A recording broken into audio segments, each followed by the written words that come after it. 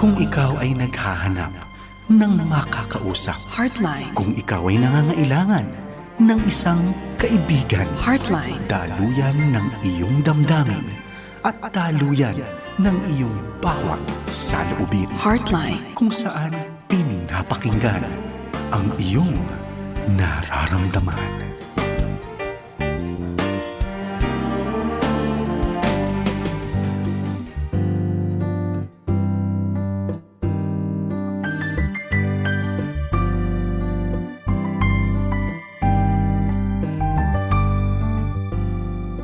Magandang gabi po sa inyo lahat. Welcome po muli dito sa Heartline Friday Night Edition. Ito po si Kuya Pilo Laharca, ang inyong Coach Pilo. And we're so happy, mga kapatid. Andyan kayo, mga kaagapay. Hello sa inyo. Kamusta na po sa inyo? At malapit na matapos ang March. Ang March ngayon. And so we're so very happy na new beginnings are coming in. Thank you for the grace of God. Nakaraos tayo 3 buwan. Kayo, mga kaagapay, kamusta kayo? At gaya ng dati, gusto namin makadinig sa inyo ng mga bagay na nangyayari sa inyo.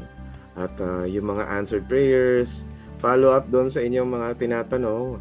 At gusto namin kung naging maayos. Your praises are very, very encouraging. So please do send in your praises also. Hindi lang tanong, kundi yung mga praises ninyo. At magandang gabi mga kaagapay dito sa 702 DCAS Radio TV.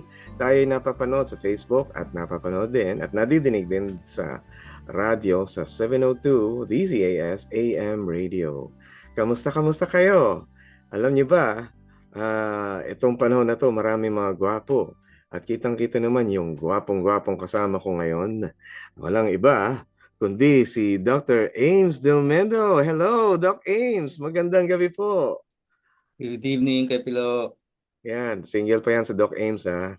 Ayan, huwag kayong mag-alala. Oo, pero huwag kayong tumawag para kung ano. No? And he's one of our counselors, guest. Thank you, Doc Ames, sa inyong time dahil talagang nakakatuwa po na nandito. Kamusta na po, Doc Ames? Mabuti naman. Oo. Doc Ames, kayo pala ay isa sa mga tao, konti lang ang mga may ganito, no? Ang nagkaroon ng degree ng Graduate of the Theological Foundation sa United States under the Doctor of Ministry in Spiritual Direction Program. Ayan. At graduate din siya sa Spiritual Direction degree na kinonfer ng Tao Feng Shan Christian Center sa Hong Kong. Ayan, bigatin. Ay, kayo po ay andito na sa Pilipinas for how long na po? Tagal na yung aking studies. I finished my studies in 2006. Wow, sana all. Yun. And then kayo po rin yung yung nag-graduate sa Alliance Graduate School sa degree ng Masters of Arts in Christian Counseling. Ayan. And registered guidance counselor din siya. Ay, nag-public admin din pala kayo sa UP. Public Administration and TPD Luman. Yes. Oo, yung uso mga kandidato ngayon, may balak ba? Ayun sa public admin. Sana mayroong mga taong Christians na takbo din doon. And elder po siya sa Life Gospel Church sa Viluna, Quezon City. At siya ay council chairperson at pulpit pastor. And psycho-spiritual counselor and spiritual director sa Door of Hope Counseling Center in Makati. Kasama niyo dito si Ma'am Jane. Si Ma'am Jane Lee. Ang office niyo malapit sa Makati Medical Center? Yeah, the building is right beside Makati Medical Center. Yeah. Yung Medical Plaza building, Medical Plaza building, yes. Yeah, it's a very, very easy place to see, Madali lang yun. Wow. Praise God. At kasama natin si Doc Ames. Mga kaagapay, kunin nyo na ang inyong mga silya dyan, mga kaatropa, kaibigan. Hahanda tayo. Okay, pero bago yun, babati muna sa mga kasama natin dyan. Hello, kaway-kaway mga kaibigan. Bibigay ko ang microphone kay Doc Ames. Doc Ames, may mga fans kayo Go ahead. Let's go. And not really fans, but definitely hello to my loved ones, my family, yes. My mom, my siblings, my nieces and nephews. And then, of course, my Life Gospel Church family. Oh. And then faculty, students, and staff of Alliance Graduate School and Alliance Graduate School College of Ministry. Yes. Okay, and of course, my Door of Hope family. Okay, Yan. and also my mga school barkada, my college batchmates. Okay, Sa UP. we fondly call ourselves the Tutsilon. Oh, Okay, and Tutsilon. also the Fantastic 4B of LaSalle Green Hills, Batch 89. Fantastic 4B. Anong superpowers nila? Mukhang may superpowers ito. That's class 4, fourth year, section B. Oh, okay. Oh, I love that. Yeah. Well, buti pa at na-remind ako doon sa mga katropa ko eh. Okay. Well, don't worry, we'll be greeting them too. At ako ay nagpapasalamat sa mga katropa natin na naandyan ngayon. Ako naman, greetings to those people who are right there sa mga kaagapay natin. Naku, thank you very much for keeping right here dito sa ating loved program, Heartline Friday Night. Batiin ko kayo maya-maya pero bigyan muna natin ng puwang ang ating mga question, okay? We've got many good questions right here. Ready, Doc Ames? Fire. Fire! Let's go! Okay. Mga kagapay, heto na. Ito yung unang question natin from our first listener. Maganda to, pakinggan yung maigi. Sabi niya, I decided to renovate our house as a gift for my father and siblings' birthdays in May. Ayan. For 23 years, we lived without a proper bathroom. I added one along with a new kitchen in the back. Ayan. Uy, ang ganda. I also installed 4 new windows and had the interior and exterior of the house refinished. Ayan. I even updated the house wiring. I poured my heart and effort into this project, hoping to create a more comfortable and beautiful home for my family. However, my father's reaction was far from what I expected. He didn't seem happy at all. Instead, he lashed out at me, cursing in front of the carpenters and throwing things around outside. Paano po ito i-deal? Okay, para doon sa mga nahihirapan sa nose blood ng English, ang ginawa ng ating listener ay ni-repair niya, ay pinaayos niya yung bahay nila. Dati, walang ayos na kubeta, ayun. Pero nagdagdag siya ng mga kubeta, nilagyan pa niya ng kitchen sa likod, naglagay din siya ng mga bintana, at pinapinturuan yung loob tsaka labas, pinaganda yung labas. So, buong puso niyang ginawa, pero nagalit ang kanyang ama. At imbes na maging masaya, eh, namura pa siya at kung anong pinagsasabi sa kanya, pinagtatapon yung mga gamit sa karpentero. Parang nagalit, ano? Wow, nangyayari ito. Siguro may edad na yung tatay niya. Well, Doc Ames, I know you've got some thoughts about this. Yeah, isang napaka-interesting factor siguro malaman yung edad ng kanyang father, no? Mm-hmm. Kasi para bang medyo unexpected nga yung ganoong behavior. It doesn't seem logical na pinaayos na nga yung bahay for everybody, for everybody's comfort and convenience. And of course, yung inaantay nga nung nagpadala ng katanungan na to siguro nag-aantay doon naman siya ng appreciation or gratefulness, no, sa lahat ng mga kasama niya doon sa bahay. But unfortunately, hindi yun ang kanyang natanggap, no? Kundi ay cursing, ang sabi niya sa pinadala niyang tanong sa atin, no? At hindi lang basta cursing, sa harapan ng mga karpentero. So, I think nalagay talaga siya sa very embarrassing situation, no? Medyo na put on the spot siya. And wala talaga tayong enough details. Bakit ganoon yung reaksyon ng kanyang father? Wala naman siyang binigay ng mga detalye tungkol sa personalidad talaga ng kanyang father, no? Hindi natin talaga mahulaan ba't ganoon yung response na ginawa in spite of yung sa renovation project na kanyang pinagpusa. Ang tingin ko po, Doc Ames, alam nyo, yung mga magulang natin, may mga ambisyon, may mga aspirations, may mga gusto silang gawin para sa atin. Na minsan, kapag nakita nila na sa kanilang buhay, hindi nila nagawa yung gusto nila o hindi nila nagawa yung plano nila, parang napofrustrate sa sarili. Meron kasi mga ganitong pagkakataon. Ang isang tao, maganda na nga yung ginawa sa iyo, sa iyong bahay, nagalit pa, ay siguro parang galit sa sarili din dahil hindi niya nagawa yung parang obligasyon niya. Minsan may mga ganon. Pare, nanghihinaan ng loob. Dahil parang yung ganitong sinasabi, ako dapat ang gumawa nun eh. Bakit inagaw mo sa Well, akin? Bakit the inagaw mo sa akin yung ako? frustration is Oo. obvious to sa question na pinadala, but we can really only assume why Oo. the father is frustrated. And ang Mm. tanong naman ng ating questionnaire ay paano ito i-deal? Well, the best way talaga is to directly ask your father in a very respectful Mm. manner, kahit alam ko Mm. na ikaw ay na-embarrass. Nais mong unawain bakit ganun yung kanyang reaksyon. At ipaliwanag din ang kanyang sarili na Oo. gusto lang talaga niya ng comfort and convenience, not just for himself, but for the entire family. Oo. So, the best way to do it talaga is to speak directly to his father. No? Kausapin niya ng diretso yung Oo. kanyang Minsan, iba-iba tatay. talaga ang nasa isip ng ano eh, ng mga magulang natin. At kailangan lang Mhm. malinawan sa magandang pag-uunawaan yun, ano. Kasi Mhm. baka mamaya may alitan sila. Yung pala eh, ayaw niya na siya ang gumawa nun. Baka iba yung gusto niyang gumawa ng ganun. Or Yeah. baka merong mga iniisip na ibang bagay. Halimbawa, example lang, hindi naman natin sure, ano. Halimbawa, ay baka ginagawa to para lang makuha yung mana or something.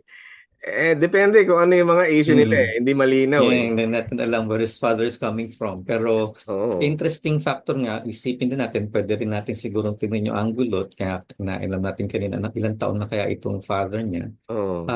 Kasi yung vascular dementia ay unti-unting nagaganap sa isang tao habang tumatanda, no? Oo.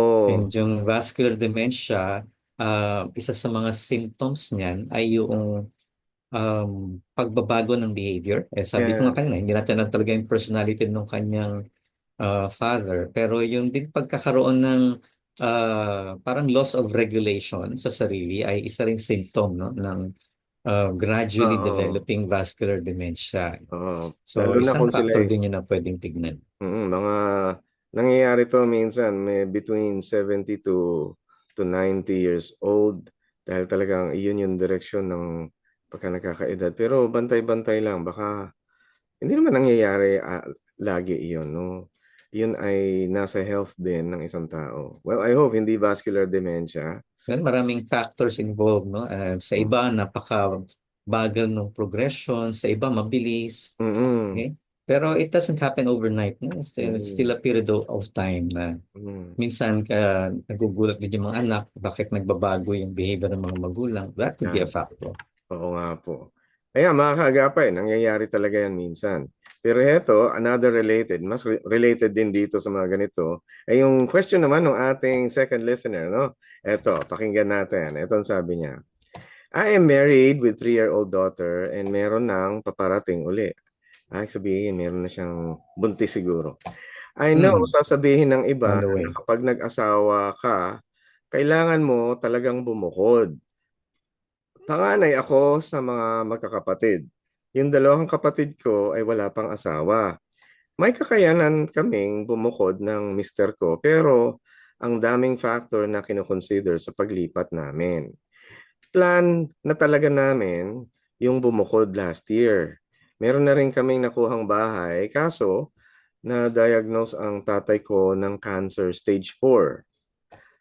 Kaya pinagpaliban namin kasi ako ang nagsaasikaso sa bahay. Ako ang nagbabudget sa ulam at ako rin ang nagluluto. Lumaki ako na close sa magulang dahil galing kami sa hirap hanggang makatapos kami lahat ng magkakapatid. Halos wala na ako maipon. Mahal ko sila, pero parang nauubos ako. Malaki ang sahod ko pero nauubos sa buong pamilya. Hindi ako makapag-focus para sa sarili kong pamilya. Mabuti at mabait ang asawa ko, naintindihan niya ako. Nagbibigay naman ang dalawa kong kapatid pambili ulam pero sobrang liit lang po talaga ang pagpapaluwal sa lahat ng gastos ng pamilya. So ano po ang maipapayo nyo? Tama po bang bumukod na kami sa kabila ng sitwasyon ng pamilya namin? Oh, wow, maraming mga pagkakataong ganito. Sa hirap ng buhay ngayon, parang kailangan mo ng katuwang lagi kasama na lalo kung nagkakaedad ka na. Naku, I miss, I really feel for these people. At ano, Doc Ames, what do you think? Mhm.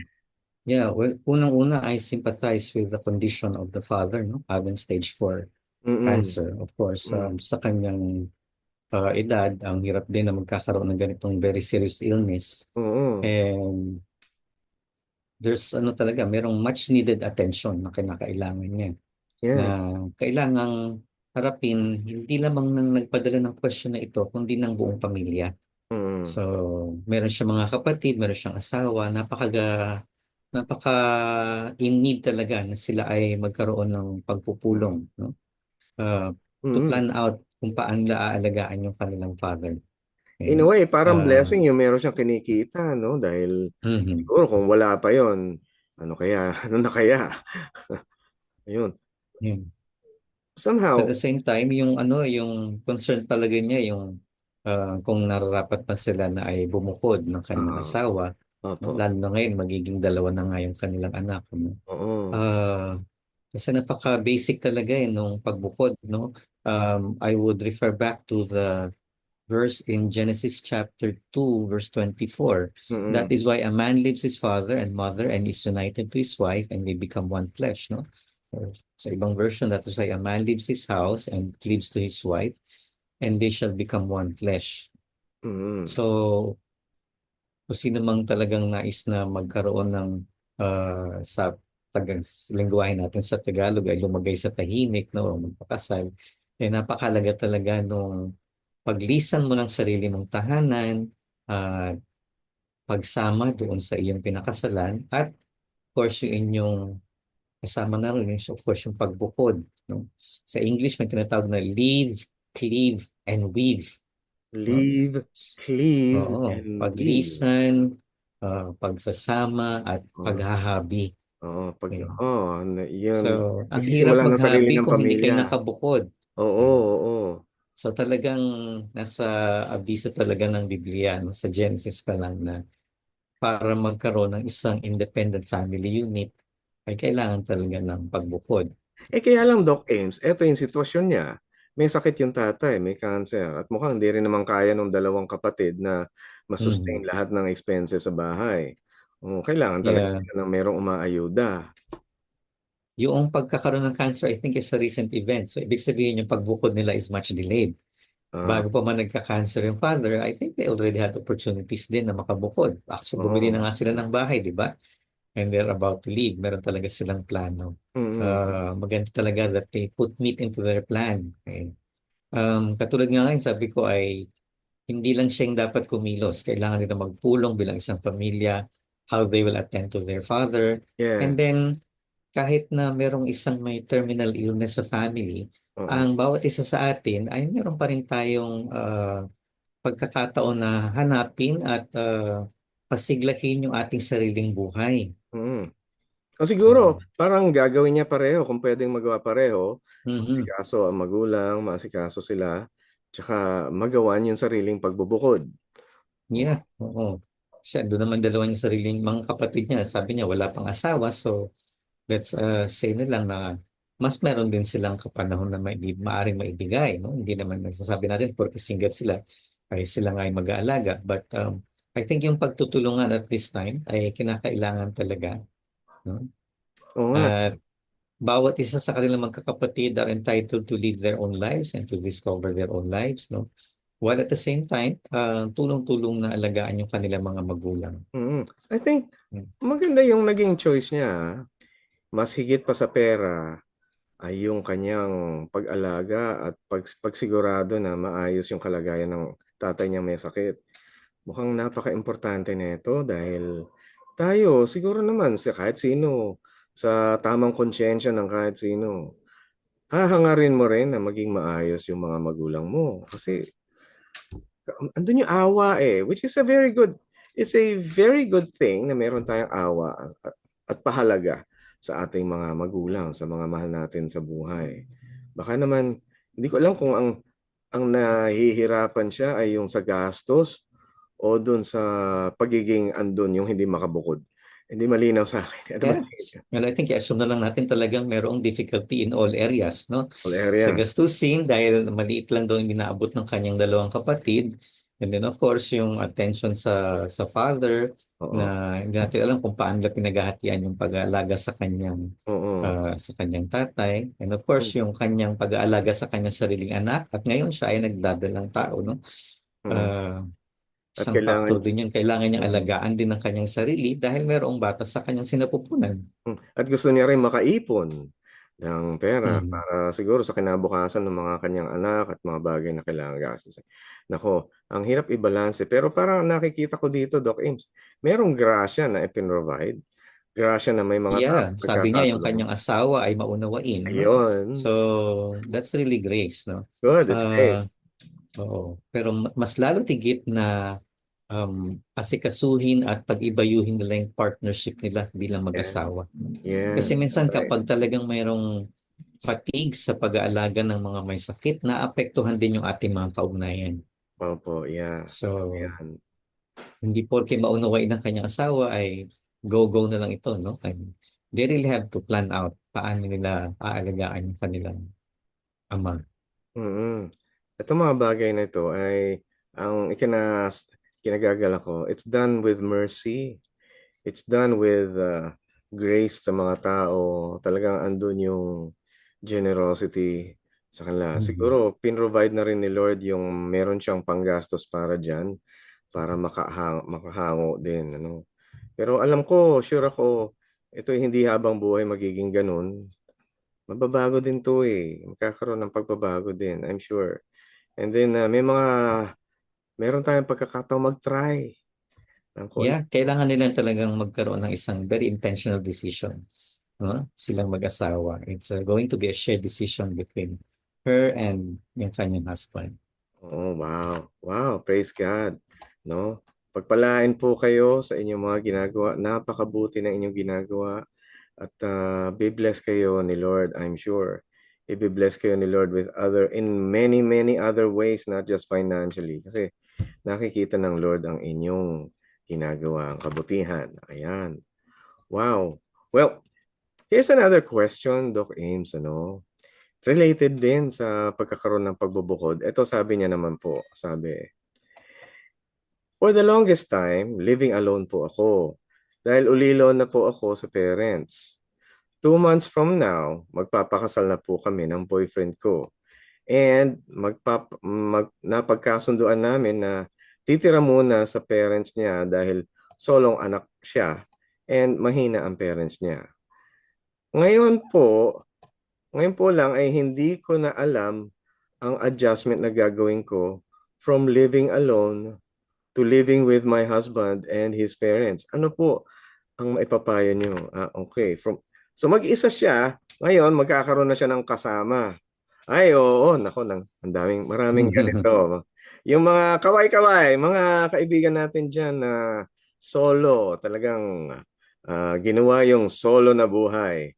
Ano? Yung mga all by myself dyan, mga kagapay, kamusta kayo dyan? Meron ba dyan mga all by myself? Yan. Mga mag-isa. Doc Ames, ikaw ba all by myself ka dyan? Sa Yes, bahay? all by myself.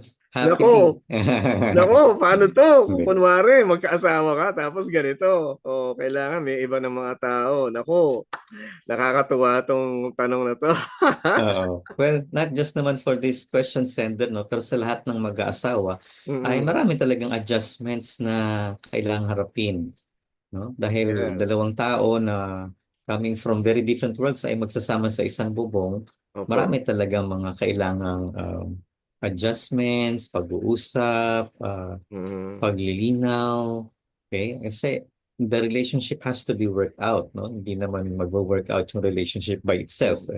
Kasi The bagay, relationship really has to be worked out. hindi naman siya totally solo. Nung nagkaroon siya ng boyfriend, ibig sabihin, meron na siyang pinakikitunguhan, pinakikisamahan. Pero siguro isang bagay sa kanya, ang agam-agam niya paano ba makitungo sa in-law? Baka naman takot Mhm. siya sa in-law kasi iba din yung in-law, iba rin yung barkada. I'm sure may barkada to naman sigurado no na merong nakakasama. Yung Napansin ko doon sa kanyang tanong na nilagay niya doon ay napagkasunduan nila, no? Natitira sila doon sa mga magulang ng lalaki. No? So, oo. napagkasunduan na nila eh. So, she agreed. No? Mm. Pinag-usapan nila yon and she agreed. So, Pero natatakot kailangan pa rin. talagang, oo, kung ano man yung mga implications ng agreement na Mm. yun ay kailangan talagang harapin. At kung ano man yung Yes. mga haharapin talaga nilang very practical and actual hurdles, kailangan nilang pag-usapan. Oo. No? Hindi porke meron na silang kasunduan, nag-agree, ay super binding na all throughout, no? Kasi part ng adjustments nga is yung pagpapalawig ng kanilang communication as husband and wife, no? Siguro, So, hindi muna maganda na masyadong meron silang napagkasunduan. mm, No? That's something very positive to start with. mm, Pero syempre, may harapin silang mga practical hurdles along the way. yeah. Dapat nilang pag-usapan yung mga darating na mga hurdles. Yeah. Kasi katulad din ng unang nagpadala ng tanong, no, kailangan pa rin talaga ng para makabuo kayo ng sarili niyong pamilya ay napaka-importanting bagay na makabukod kayo. Mm. Okay. Alam niyo yung Live, cleave, and weave. Okay. leave, cleave, and weave is very good. Yeah, absolutely. Napansin ko lang, ano, kasi kakaiba talaga ang relationship ng mag-asawa kaysa yung kontrata ng mga opisina. Sa Mm. opisina, day one pa lang, sinusunod mo na lahat ng mga policy, protocol, yung mga agreements ng inyong kontrata. Kailangan day one pa lang ganun na. Hindi tama na ganun ang gawin natin sa ating asawa. Pangit 'yun. Dapat sa day one and sa mga succeeding days, as long as it takes, dahan-dahan, hindi expectation kaagad. Hindi expectation ang mamumutal, kundi building relations lang talaga, nagpapakitunguhan. Tayong mga Pilipino may gano'n, may stages tayo. Nakikitungo, nakikibagay, nakikisalamuha, Mhm. pagka nakikipagkaisa ka na, yun ang pinakamataas na paraan. Siyempre, ano yun, adjust talaga. Hindi madali. Parang naalala ko noon nung nag-mission ako, yung pinadala ako sa isang probinsya. Wala akong kamag-anak doon. Pinatuloy ako sa aking kung tawagin yung mga house parents. Yun, doon ako tumuloy sa house parents. Talagang pakisama talaga todo. Nag-iigib ako, nagtutupi ako mga damit, kung ano kailangan doon meron sila panaderya, minsan tumatao din ako sa panaderya, ang gano'n. Tinitingnan ko rin kung may mga asong tatambay-tambay doon sa harapan, mga ganyan. Naglilinis-linis din ako, gano'n. Siyempre nakikisama, nakikitungo. Pero ang saya pala. Ang saya pala yung kapag masaya na nagagawa ka nun tapos sasabihin sa'yo, "Uy, wag mo na gawin 'yan." Ayun sasabihin niya, "Kami na gagawa." Nakakaluwag. Siguro naman mabait yung parents niya. Hmm, eh, Yeah. Well, kahit ano namang relationship, kailangan talagang asikasuhin din naman. Ano. So, mm, siguro isang aspect din na kailangan tignan dahil matagal siyang nangulila sa kanyang sariling parents. mm. Well, God might also be bringing her comfort, no, with having the in-laws, no. Oo, That's a possibility. No? yeah, So, kung magiging maganda rin yung kanyang relationship with the in-laws, it mm, could be a form of solace, no, do sa grief na naranasan niya being orphan sa pangungulila sa kanyang sariling mga magulang. oo. Ayun nga, sabi ko nga, madalas naman ang mga papakisamahan natin ay tao pa rin. Hindi gorilya. Tao pa Mhm. rin naman sila. Panigurado ko merong common na pananaw patungkol sa pakitunguhan. Maganda ang pakitunguhan niyan. Ayun, palagay ko naman kasi asawa ka ng anak nila. Oh, Mhm. baka naman marami siyang mga agam-agam. Hindi kaya kailangan niya magpa-counseling or something? Well, sana nagpa-premarital counseling sila, no? As in like, baka meron Makakatulong sa siyang kanila pareho. tawag dito, anxiety for certain things. Um, Siguro kahit sino na papasok susuong sa pagpapakasal, makakaranas talaga ng anxieties. Lahat. Napaka-importante na meron kang mga nakakausap about it, whether it be a counselor or your friends, your barkadas, no? Kung Mm, ikaw Yung ay mga BFF mo. mm. That's true. Ang talagang darating tayo sa gano'n ano. Well, sana nga mas maging komportable tayo dahil mga naman, mahal ka ng asawa mo at panigurado ko mamahalin ka rin ng mga magulang niya. 'Di ba, Doc? Mhm. Ayan, Doc, Pinagpipray ko na si Doc Ames ay magkaroon din ng gano'n.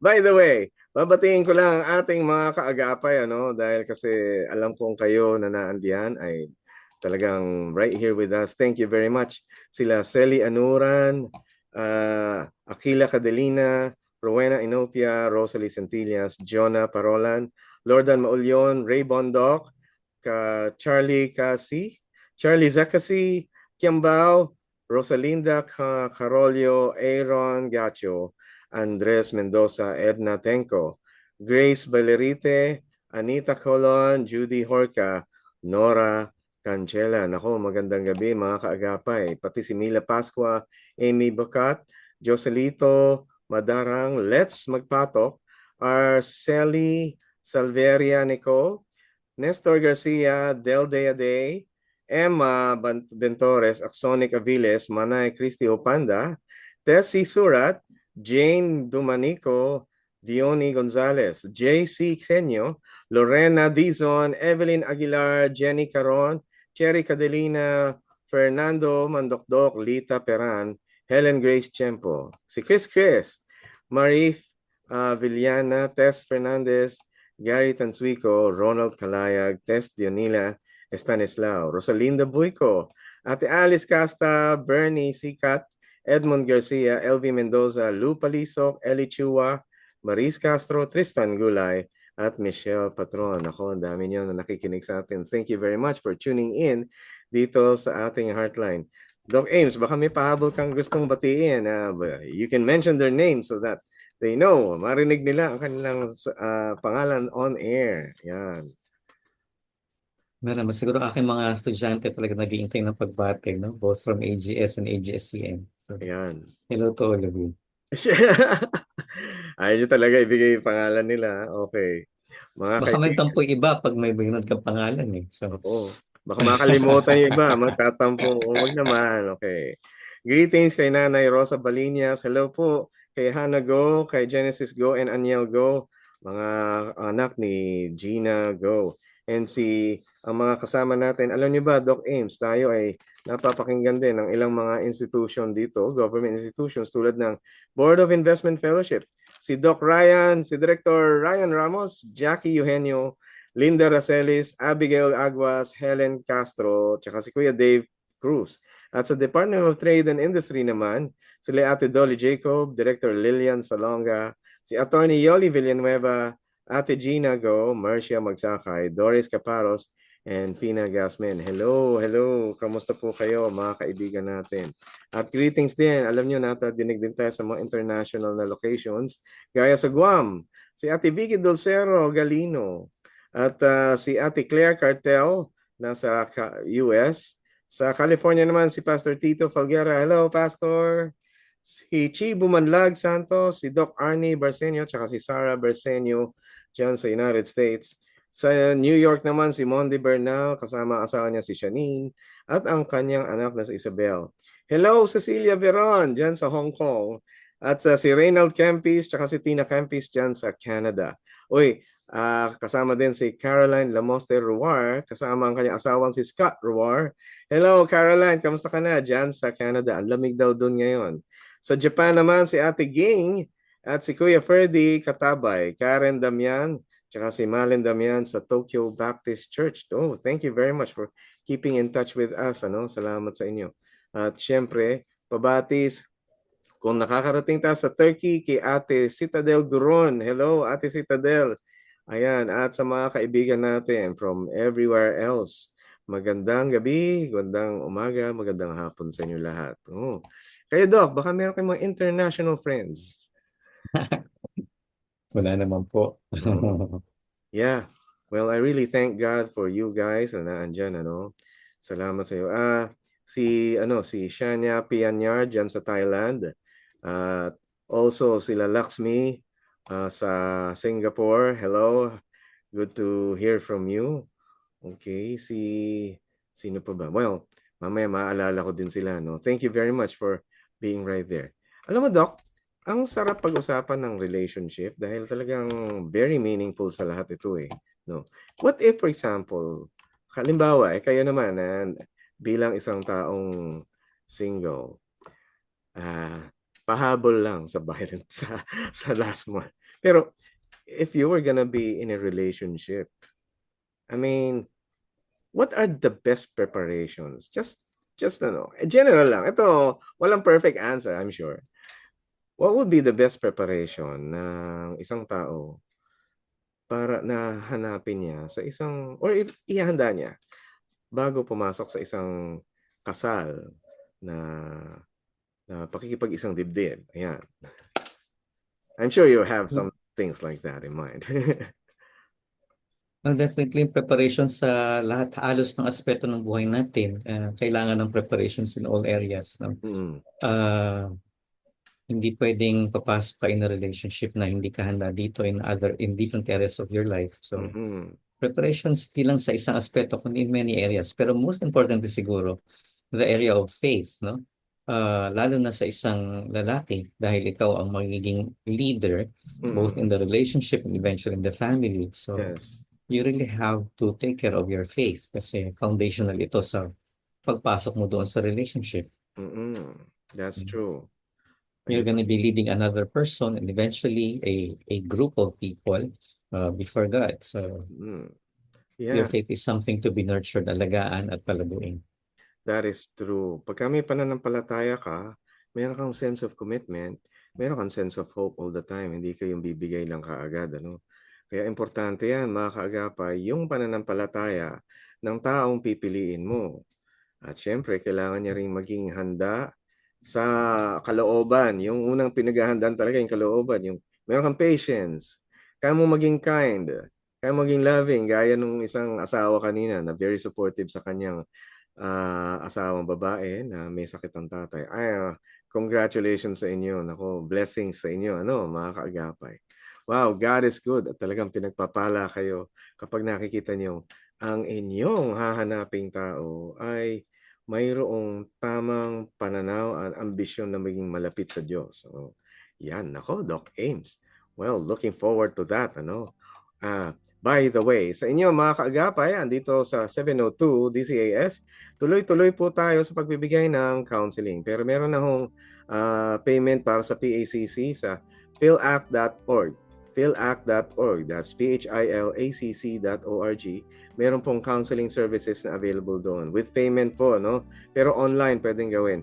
Kami naman po ay nagbibigay ng minimal payment, pero later on magbibigay din ako sa inyo ng ilang pang mga services na available upang kayo ay matulungan sa inyong mga pangangailangan when it comes to damdamin. Ayan, mamaya tanungin ko si Doc Ames. Pagbalik natin, tatanungin ko si Doc Ames tungkol sa mga contact number or contact email kung pwede siyang makausap or kung saan yung lugar nila. Sa Door of Hope, Doc Ames? Yan, sa Door of Hope. Yan, okay. Well, babalik po kami. Magbe-break lang tayo sandali. Huwag kayong mag-alala. Babalik din naman kami. Don't go away. We'll be right back. Please stay tuned dito pa rin sa Heartline Friday Night kung saan pinapakinggan ang inyong nararamdaman. We'll be right back. Heartline, kung saan pinapakinggan ang iyong nararamdaman.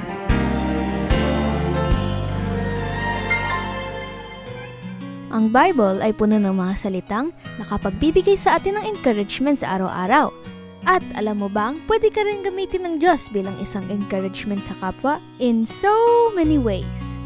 Delivering a simple meal, pangungumusta sa chat, pagbibigay ng appreciation sa mga taong tumulong sa iyo, at maging ang pag-extend ng prayers para sa bayan. Sabi sa Galatians 6:2, magtulungan kayo sa mga problema nyo. Pag ginawa nyo yon, tinutupad nyo ang utos na binigay ni Christ. Ikaw, ano bang kaya mong gawin para sa kapwa mo? Be a channel of God's encouragement, kaagapay. Siyang nagpasimula hanggang matapos, siya rin ang magpapala. Ito ang Far East Broadcasting Company Philippines, 76 na taong nagbabahagi ng mensahe ni Kristo para sa mundo.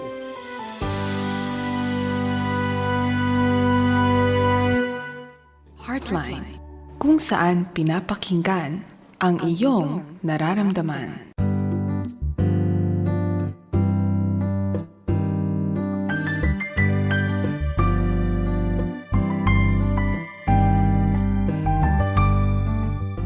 Thank you po mga kaagapay. Salamat sa iyo pag-antabay at kung ikaw ay kapapa-tune in mo lang, ito tayo sa Heartline Friday Night Edition. Kasama ko si Doc Ames Delmendo. And I'm so happy that he has become available para sa atin. Thank you. Sa inyo na mga nakikinig dyan, kaway-kaway, ano ba balita? Kuha na ng kape, kuha ng gatas, kuha ng tsaa, kuha ng salabat. At sa init ng panahon, masarap ang mainit na usapan dito. Ayan. Ay, bago yun, greetings muna sa ating mga kasama dyan sa Back to the Bible. Hello, Pastor Ken Guillermo. Magandang gabi sa iyo. Ayan.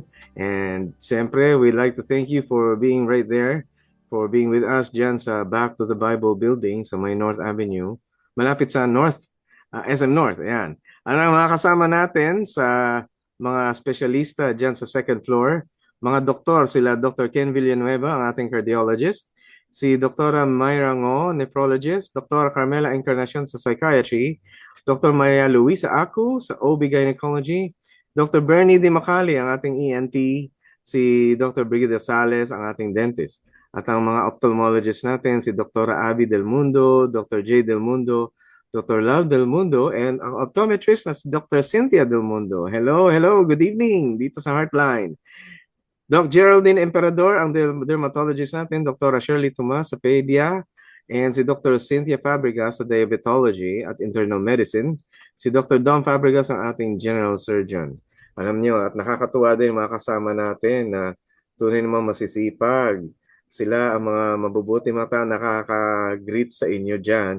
Si Lydia Kagalawan, Percy Nicolas, D.I. Bernardo, Annalyn Apolinario, and Minda Superable. Hello, magandang gabi.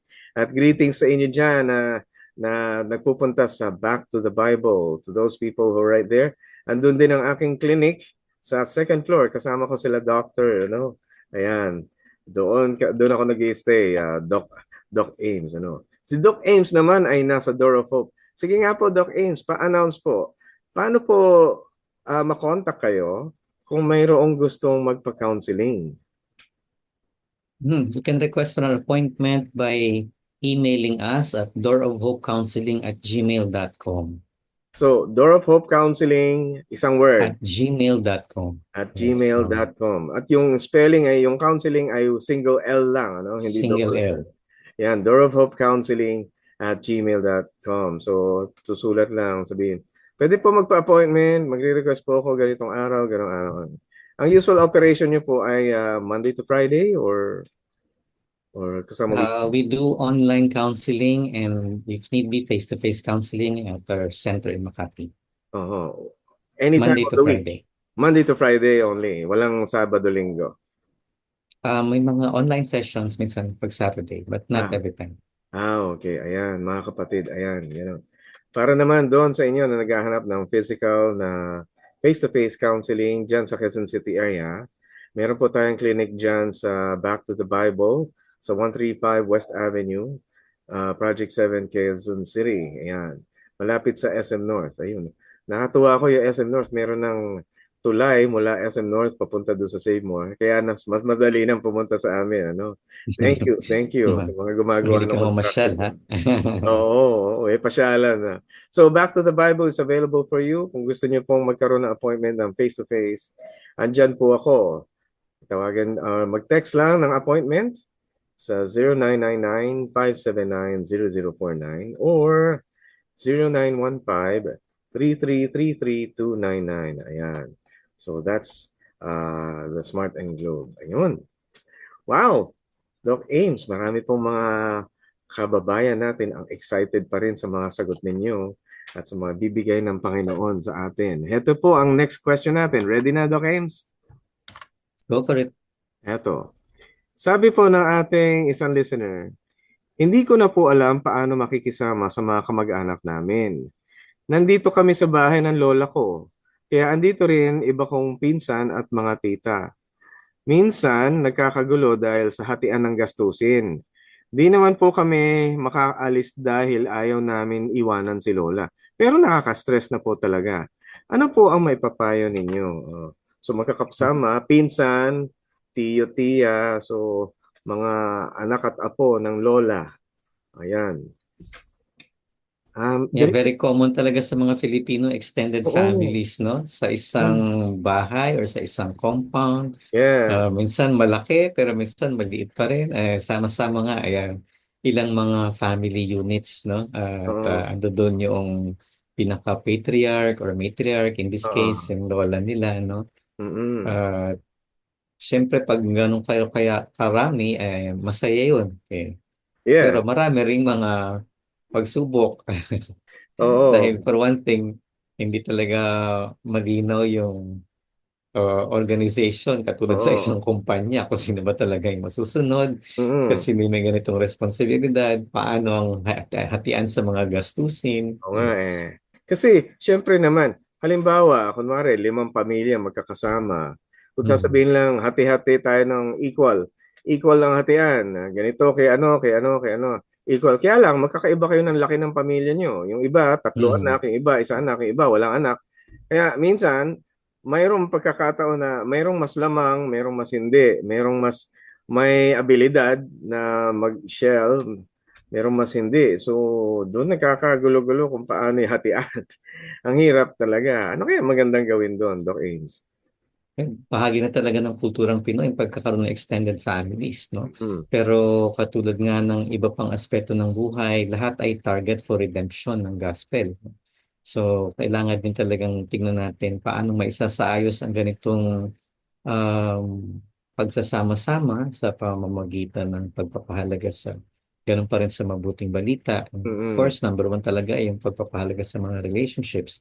But at the same time, sabi nga natin ay kailangan din ng pagpapahalaga for each family unit to prosper on their own. Okay. So, May, babalik pa rin tayo dun sa original na principle na live, cleave, and weave. No?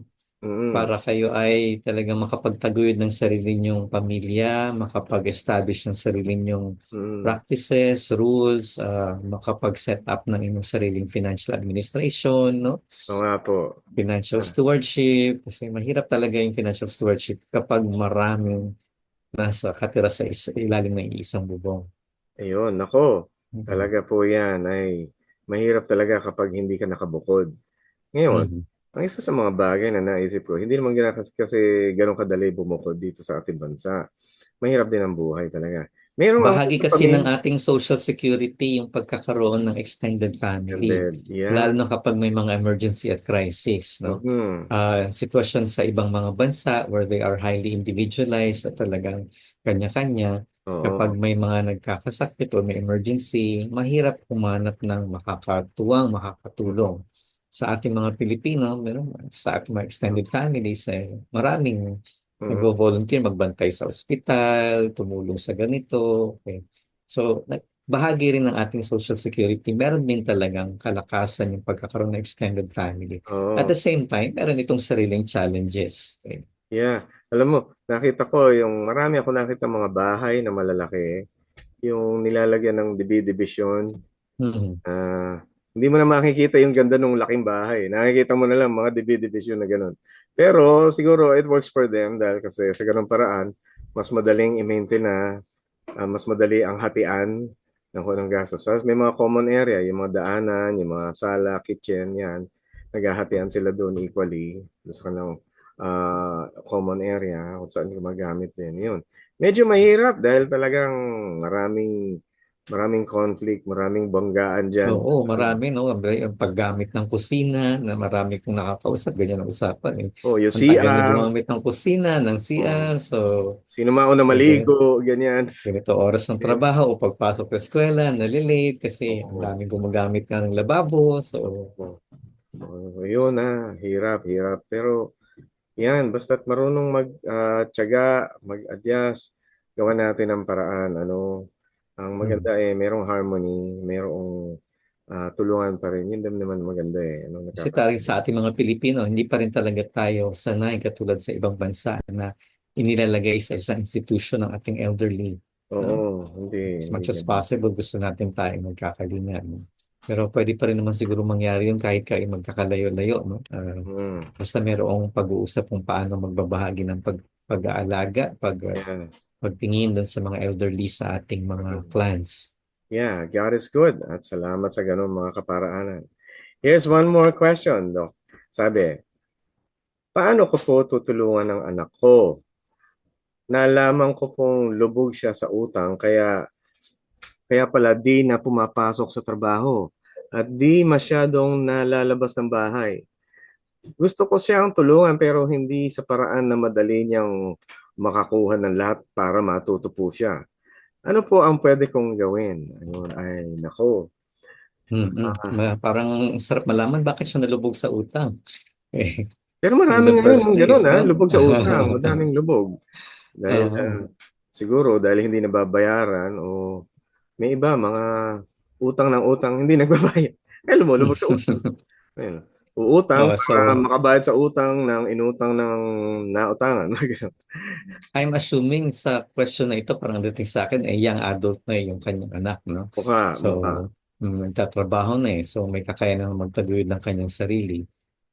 Maganda pa rin nga na maglaan ng moral support yung magulang, magbigay ng paalala, lalo Mm, na sa paggamit ng pananalapi. Pero maganda nga na maturuan pa rin siya na magkaroon ng sariling mm, independence. At of course, yung financial stewardship, no? Napaka-importante talaga ng financial stewardship. mm, Lahat ng ating mga tinatangkilik ay ating pananagutan eventually sa Diyos, no? So napakahalaga na kung ano man ang pinagkatiwala sa atin, maliit man mm. o malaki, ay maayos nating ginagamit. At Ayos.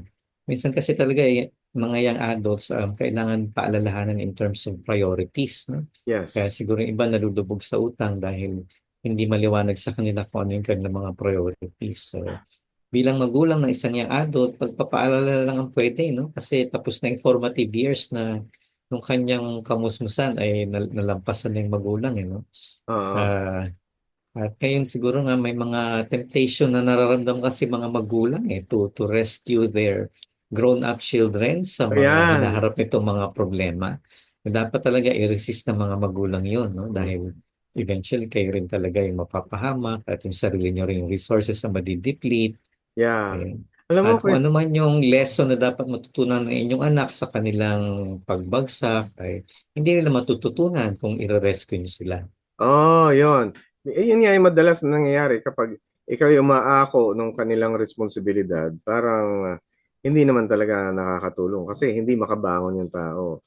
Pero I think, Doc Ames, ang isa sa mga importanteng dapat mangyari ay yung matulungan bumangon. Hindi yung matulungan na mabayaran lang ang utang. Kasi maganda, maganda yung prinsipyo ng ating listener eh. Ayaw niyang konsentihin. Hmm. Gusto niyang matutong bumangon sa sariling kakayahan mula dun sa kanyang pagkakautang. Dahil yun ang kagandahan sa utang, Ang utang ay pwedeng bayaran. Hindi katulad ng ibang problema, meron lang isang solusyong kang magagawa doon.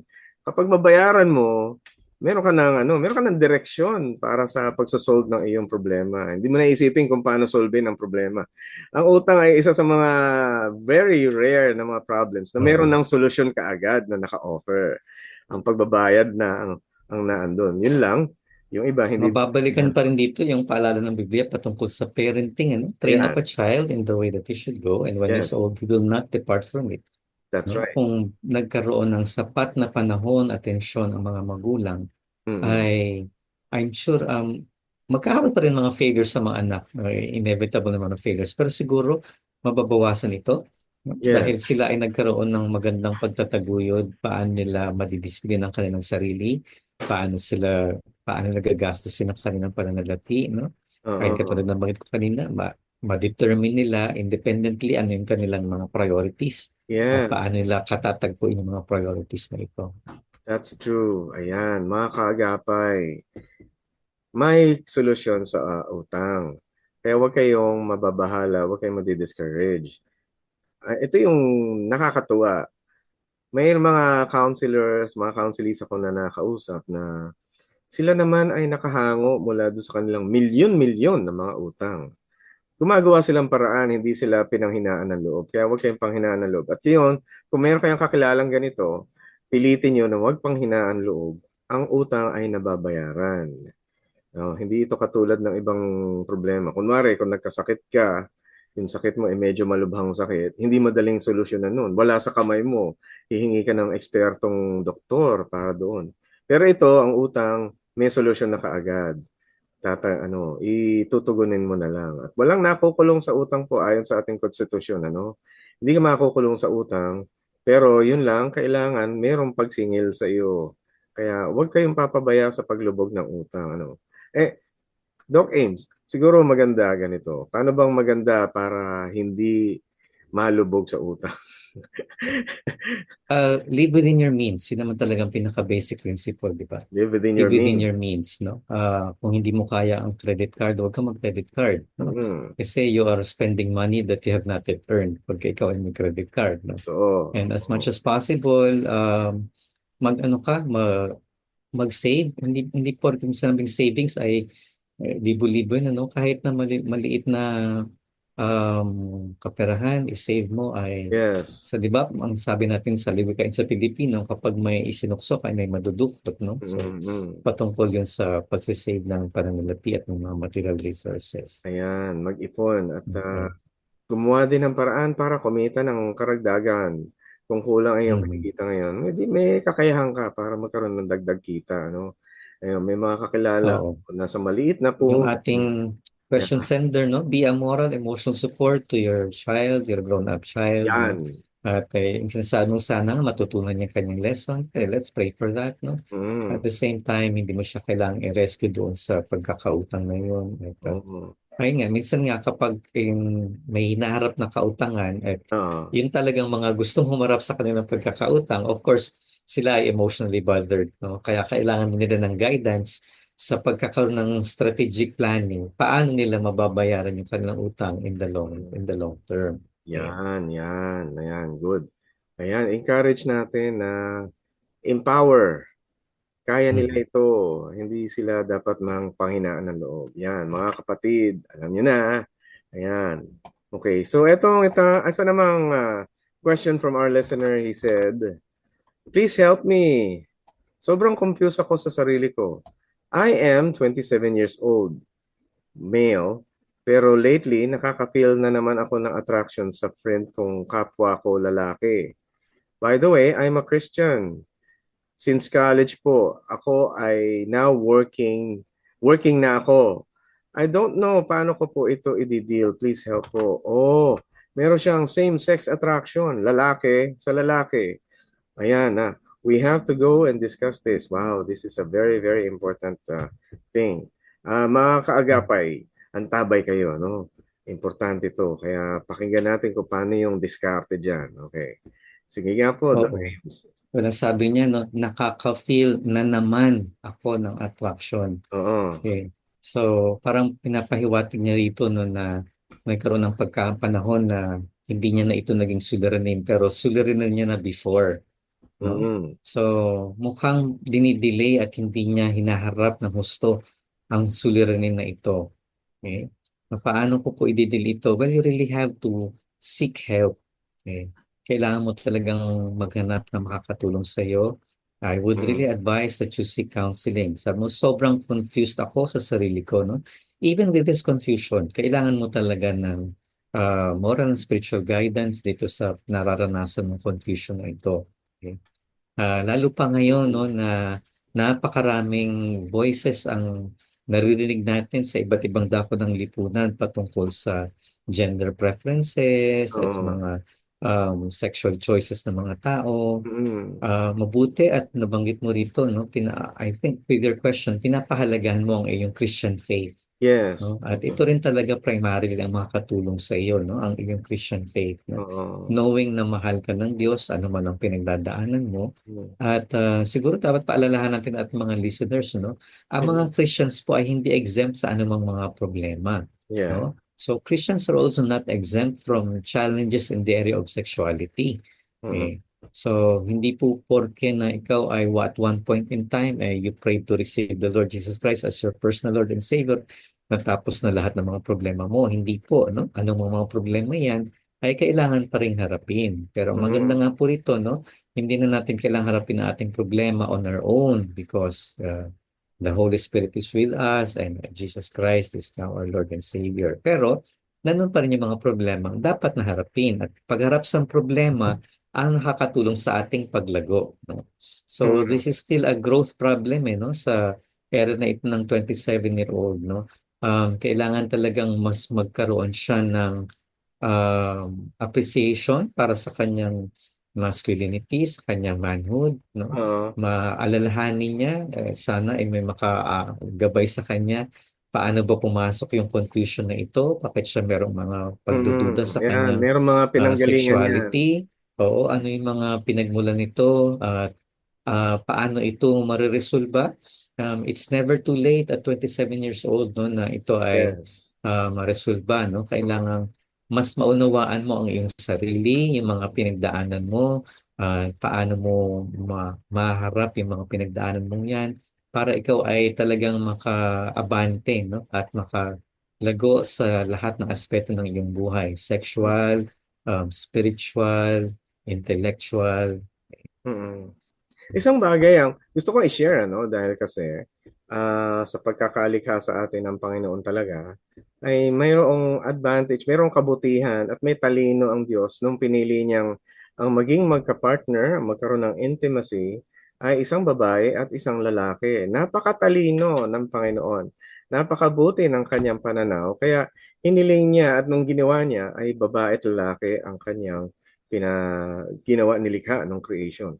Kasi naman, ano, isa sa mga bagay na makikita natin, kapag tayo ay may relationship sa isang taong hindi natin katulad, kunwari, ang isang lalaki, nakipag-relate sa isang babae, maraming difference, maraming pagkakaiba.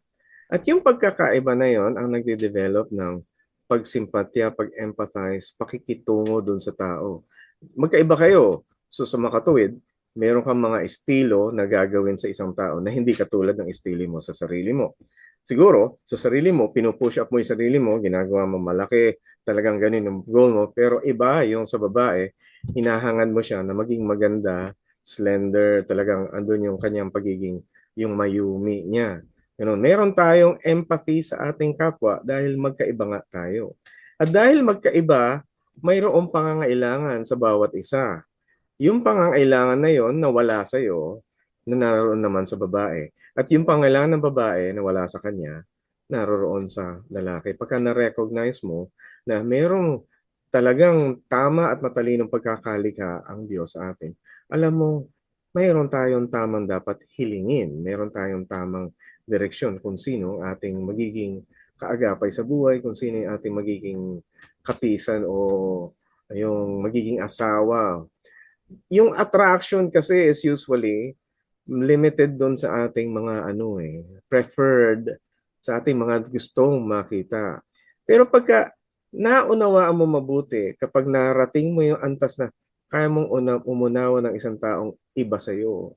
Pagka narating mo yung antas na may respeto ka ng taong hindi katulad mo, at mayroong taong nangangailangan sa iyo na hindi mo katulad, pag narating mo yung ganun, alam mo may pag-ibig na totoong namamutawi doon. Hindi katulad nung same sex. Hindi pag-ibig yun, but it's plainly maraming desires, marami puro tungkol sa sariling mga desires. So this is something na kailangan nating kontrolin. You have to fast yourself from all those kinds of desires so that you reach yung mas mataas na pakikitungo sa kapwa, which nararating natin sa opposite sex. Naku, ang daming seminar dapat na gawa dyan, no? Sa ating question sender, no, you don't have to stay in the confusion. There are people who can help you, no? And it's precisely because you are a Christian kaya nagkakaroon ka din ng struggle within. Yeah. At kailangan mo talaga ng mga makakatulong sa iyo in these struggles, no? Please note that you don't have to be alone in this struggle. There are people, there are ministries out there that can help you. Yes, absolutely. Ang galing. Well, there's one last thing. Meron pang one last question dito sa ating listener. Sabi niya, ito tungkol naman sa church. Sabi niya, church leader po ako. Noon, ako po ang nagpapatupad ng ilang rules. Then it happens na sa akin po bumagsak ang isang rule specifically sa pagkakaroon ng unbeliever na boyfriend. Oy, gustong-gusto ko po yung guy and we are all the right age na. Pero alam ko po na somehow hindi ito makakalugod sa Lord dahil unbeliever nga siya. Ano po ang maipapayo nyo? Naku, alam mo, Doc Ames, merong joke no? Yung mga Christian sabi, nai-inlove sa mga gwapo. Tapos sasabihin, okay lang yung gwapo kasi yung gwapo pwede pang maging Christian. Yung Christian na pangit, hindi nagagwapo. Sobra naman. Joke lang yun, joke lang yun. Sige. Well, sige po, Doc Ames. Ano ba to? Ano? Yeah. A while ago, Kuya Pilo, di ba, tinanong mo ako ano yung preparation na maganda to be in a relationship. And I said Ayan, ayan. talagang foundational is faith. Hmm. No? So, napaka-importante talaga that you are in the relationship with somebody of the same faith. Same Kasi faith. yun ang ugat eh. No? Mula kayo doon lalago. Kung magkaiba kayo talaga ng pagpapahalaga in terms of faith, marami nang lalabas din talaga ng pagkakasalungat sa inyong relationship. No? At hindi kayo maaari talagang makahanap ng compatibility in other areas kapag number one, hindi compatible ang inyong faith. No? And sabi niya, gustong-gusto ko po ang guy and we are at the right age Oo na. nga. Okay. Oo. Uh, okay. I think you also need to parang be vulnerable with your faith community sa Hmm. nangyaring ito sa buhay mo. No? Dahil maybe to have these rules within your faith community, your faith group, ay kailangan nyo pag-usapan what happens when these rules are broken. Okay? Yeah. Pero definitely, no, napakahalaga na maitaguyod natin yung ating pananampalataya and we're of the same faith with somebody to be in relationship with. Mahirap ang magkaroon ng isang relationship, pero lalo pang mababawasan ang mga problema kung pareho kayo ng pananampalataya. Mm, nako. Yan ang maganda. Dapat meron kayong pananampalataya sa Panginoon talaga. I like yung pananampalataya, no? At dinire-recommend natin sa mga young people kasi ang pananampalataya is basic. Basic requirement para sa pag-exercise ng iyong commitment. Pag-exercise ng iyong passion and love for God. Ito yung pinaka-basic na pundasyon ng pagiging tapat. Ang pananampalataya at marami sa ating mga Pilipino, ini-include sa buhay natin yung pananampalataya. Pero yung mga new generation ngayon, tinatanggal eh. Ayaw na ng pananampalataya. Hindi ganun eh.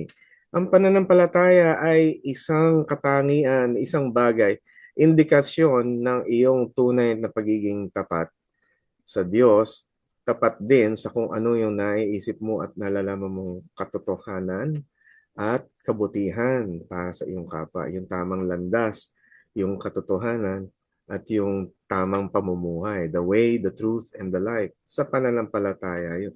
Hindi ito para lang dun sa mga taong gusto lang mag-church, hindi. Kasi ito talaga ang pundasyon ng tunay na pagiging tapat. Kaya emphasize ko lang yun. Kasi Doc Ames, marami, tinatanggal na yung pananampalataya na yun dahil in exchange for something that they want.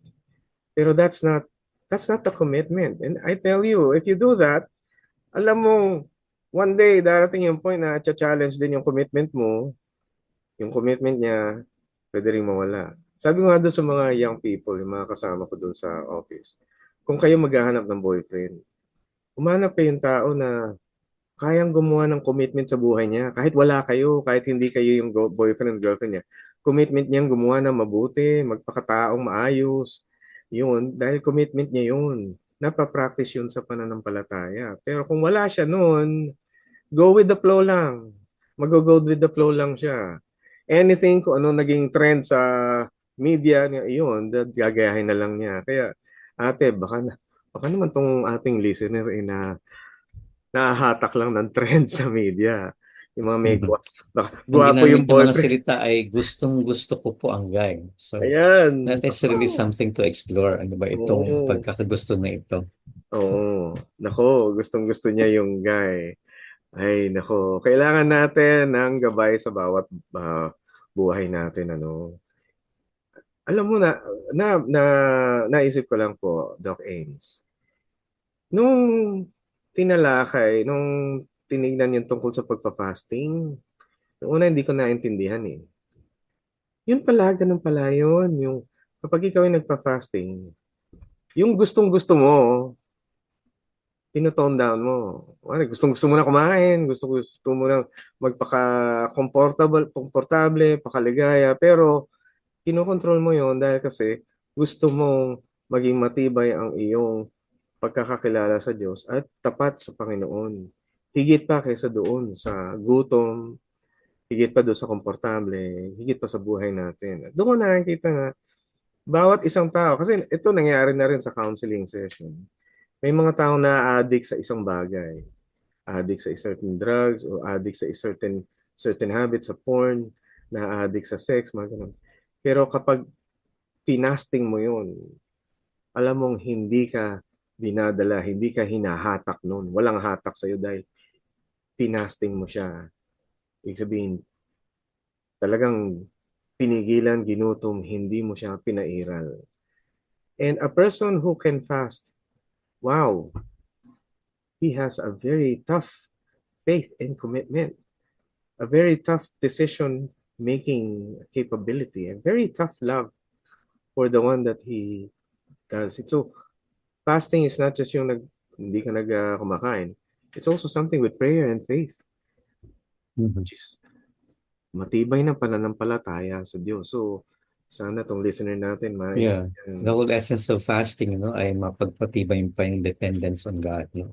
Isa ring very interesting sa kanyang question, yung pagkakaroon ng rules. Yeah, rules. So, I am hoping that this faith community, this faith group is not a group that is bound by rules. Ang mas maganda talaga ay biblical guidelines and principles for living ang ating sinusunod. Hindi lang yung mga rules that can be talagang time bound or culture bound. Yeah. Mas mahalaga pa rin talaga yung vibrancy of faith natin na nakabatay sa guidelines and principles for living na nakaugat sa Biblia. Ito yung mga bagay na masarap tawaging rules, pero sa totoo lang, ito yung mga bagay na practice mo sa relationship mo with the Lord. Siyempre, hindi na bound ng mga laws yun. It is bound by grace, bound by your relationship with God, bound by love. Love is a very wonderful thing. It's not a rule, but it is something that exists in your commitment and your love for God. Wow! Nakakatuwa. Magkaiba kasi, kapag yung sa kanyang tanong niya ay na she only broke the rule as against the principle na talagang there can never be fellowship between light and darkness. At kapag ipinilit mo yun, ikaw rin ang mahihirapan. Totoo, ayan. Nako, Doc Ames, pag-pray po natin ang ating mga listeners. So, I'm gonna leave you the mic. Please do pray for our listeners and for people who are reaching out to us. Ayan. And everyone, thank you. Thank you, Kuya Philo, and then let's come before the Lord in prayer. Lord God, we thank you for these people who have sent these questions. Ginawa po nila ito dahil sila po ay nasa iba't ibang kalagayan and most of them are confused, Panginoon. Yes. I pray, Lord God, that you would speak clarity into their confusion, Panginoon, by using your word, using their spiritual family, Panginoon, using circumstances in their lives. Ipadama niyo po yung inyong presensya sa kanilang mga buhay. We pray for those people who are facing really serious challenges sa kanilang buhay. Katulad po nung nagpadala ng question na ang kanyang tatay ay may stage 4 cancer, Lord. We pray for this man, Lord God, who is now suffering with this sickness of cancer. Napakahirap na condition na bitbitin, Panginoon. So we pray for forbearance on the part of the person who is sick. At dalangin din po namin yung pamilya na nag-aalaga sa kanya. Kaya rin, Panginoon, ang magpalakas sa kanila upang maibuhos po nila yung pag-ibig, pagmamahal, atensyon, pag-aaruga sa taong ito na may karamdaman. Of course, Lord God, we entrust you the healing of that person. Yes. By your sovereign goodness, we entrust, Panginoon, the wholeness of his body, Panginoon. For those, Lord God, who sent their question na alam po namin that they want to honor you in their relationships, Lord. Bigyan niyo po sila ng guidance, Panginoon. Bigyan niyo po sila, Panginoon, ng kalakasan ng loob na maharap, Panginoon, yung kanilang mga panata bilang mag-asawa at yung kanila, Panginoon, mga pinapangako bilang mga boyfriend or girlfriend pa lamang at naghahanda sa isang kaugnayan. Alam po namin, Panginoon, commitments and sticking to our commitments can glorify you, Panginoon. Kaya I pray for these people na sana nga po yung kanilang mga commitments, Panginoon, ay kanila pong maharap at matupad ng nagbibigay ng kaluwalhatian ko sa inyo.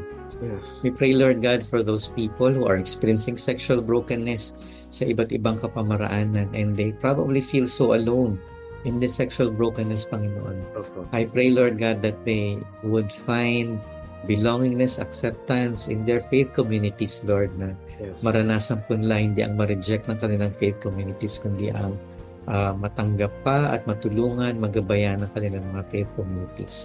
For those who are really in need to be in counseling, Panginoon, I pray, Lord God, that you would lead them to counselors who are mature, competent, and would be Yes. able to help them, Panginoon. We pray, Lord God, that this person who sent that question, Panginoon, ay maranasan po niya, Panginoon, yung delight, kagalakan sa kanyang sexuality, Panginoon, na ibinigay niyo po sa kanya. You created him to be this person, Panginoon. We pray, Lord God, that he would be able to glorify you as the creature, Panginoon, na nalikas sa inyong wangis. Kaya, Panginoon, ang magbigay ng wisdom, kalakasan sa lahat po ng mga church leaders at sa mga areas, Panginoon, na sila ay may weaknesses, Panginoon, ay kayo, Panginoon, ang maging kanilang kalakasan, Panginoon, magbigay ng tukod sa kanila, ng gabay sa kanila. For those church leaders, Lord God, who feel they are facing incompetence within themselves or inadequacies within themselves, kayo, Panginoon, ang magpuno, Panginoon, ng kasapatan ng pakaramdam sa kanilang mga sarili upang mapangunahan po nila ang mga grupo ng mga taong ipinagkatiwala mo sa kanila, Panginoon. We thank you, Lord God, for the ministry of BZAS, for the ministry of Heartline. At sa iba't ibang sulok ng mundo, ito po ay narinig, Panginoon, at sinusubaybayan. And we just pray, Father, that you will continue to use this program, this radio program, upang makatulong pa, Panginoon, sa paglago sa pananampalataya, pagtulong sa mga taong may suliranin, at pagpapalawak, Panginoon, at pagpapangalap ng mabuting balita sa iba't ibang mga lugar, Panginoon. We pray for the staff, the working crew ng DSAS and this particular show, Heartline. Kayo, Panginoon, ang patuloy na magtaguyod sa kanila, magbigay, Panginoon, ng katalinuhan sa kanila in how to continue in this ministry. Give them, Lord God, the gift of creativity. Give them, Lord God, a horizon of opportunities, Panginoon, na makita po nila paano pa nila ma-reach ang marami pang mga tao. Yes. We thank you, Lord God, even for this time that natapos po namin, Panginoon, ang program na ito, Lord God. We pray, Lord God, for the needs of this radio program, Panginoon. Alam po namin na kayo magsusustain, Panginoon. All these things we pray in Jesus' name. Amen. Amen. Thank you po for a very inspiring word, inspiring prayer. Thank you very much, Doc Ames. And At thank sa you for inyo, the opportunity to be here again. No? absolutely. At gusto ko po makita kayo ulit dito. No? Alam natin mga kaagapay. Yan, si Doc Ames. Gwapong-gwapo. At thank you for being here. Tayo mga kaagapay, salamat sa inyong pagtangkilik sa ating program. At kung nais niyo po tumulong sa DZAS, puntahan niyo po ang febc.ph/donate para doon sa mga gusto po mag-bless sa atin. At gusto ko rin pasalamatan ang team na pinag-pray din natin sa mga kaagapay natin sa Bukawi Church Spiritual Site, si Protect Nat Peralta, Benjo Morano, Reggie Villena, Eileen Valdez, Wen Balatukan, Angelica Kalayag, Engineers Nads Pagador, JV Tawa, Chris Molina, Michael Lopez at Kayla Escalante. Ako, God bless sa inyo mga kapatid, mga kaagapay. Thank you for another time at Heartline. See you again. Tayo po'y miyembro ng kapisanan ng mga broadcasters ng Pilipinas. God bless.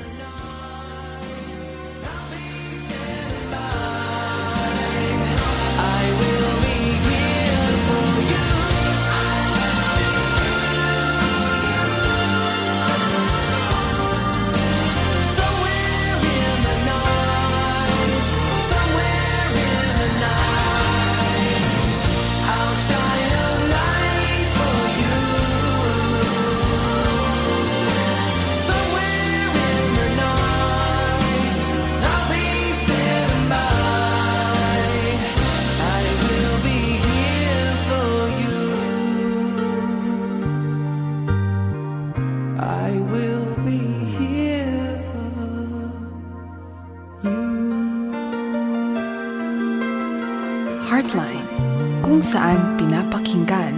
ang iyong nararamdaman.